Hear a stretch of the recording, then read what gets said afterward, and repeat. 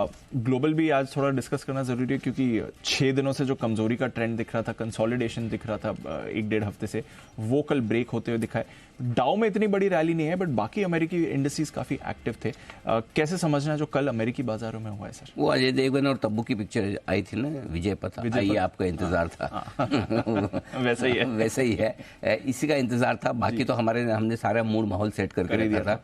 सिर्फ global markets में recovery के जो संकेत आने बाकी थे वो कल आए और अच्छे तरीके से आए। दीप, और बात आप सही कह रहे हैं कि डाउ से अमेरिकी बाजारों की तेजी का पता नहीं चलता। ब्रोडर मार्केट जिस तरह से मजबूत होकर उछले, नैस्डैक का 0.25% बढ़ना छोटी बात नहीं है।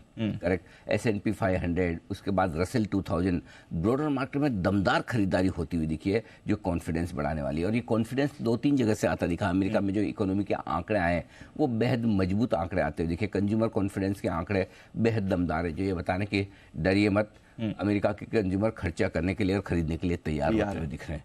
वो आंकड़े बहुत बढ़िया हैं। घरों की बिक्री के आंकड़े जो आए हैं वो काफ़ी मजबूत आते हुए दिख रहे हैं। तो कहीं कोई ऐसी दिक्कत वाली बात वहाँ नहीं दिख रही। कंज्यूमर ड्यूरेबल्स जो आमतौर पर आप घर में सामान खरीदते हैं, उनके आंकड़े बहुत दमदार आते हुए दिखे हैं। उससे भी कॉन्फिडेंस आया कि हाँ, अभी भी कहीं कोई अमेरिका के कंज्यूमर्स ने खरीदारी से हाथ रोका नहीं है। तो मेरे ख्याल से ये जो कुछ आंकड़े, एक आध शायद और भी आंकड़ा है, जो 2-3 आंकड़े हैं उनमें से consumer confidence, new home sales, consumer goods orders, तो तीनों के आंकड़े बहुत दमदार आए। तो जो पिछले पूरे हफ्ते अमेरिकी बाजारों में ये डर रहा ब्याज दरें बढ़ने का जो खतरा है, खैर वो खतरा इससे हटता नहीं है। मैं फिर बताऊं कि दमदार इकोनॉमी आंकड़े अगर इतनी बढ़ी हुई ब्याज दरों के बावजूद आते हैं और अगर महंगाई को लेकर फेड की चिंता बरकरार है तो वो खतरा और बढ़ता है। लेकिन कल अमेरिकी बाजारों ने इस खतरे के विपरीत इस बात पर ज्यादा भरोसा दिखाया।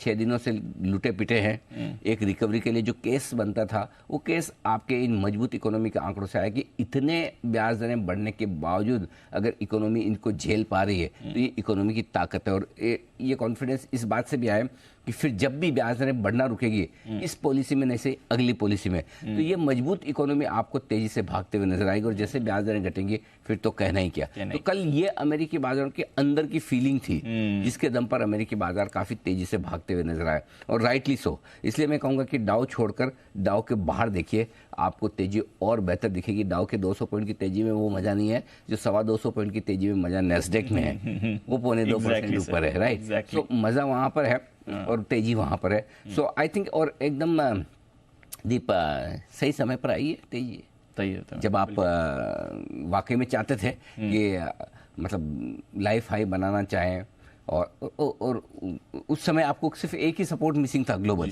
Correct sir. और वो भी आपको मिल गया। तो आई थिंक किसी को मतलब इस बात से आपत्ति नहीं होगी कि एक्सपायरी गुरुवार की जगह बुधवार को है। हाँ, जिस तरह से मूड माहौल होता है।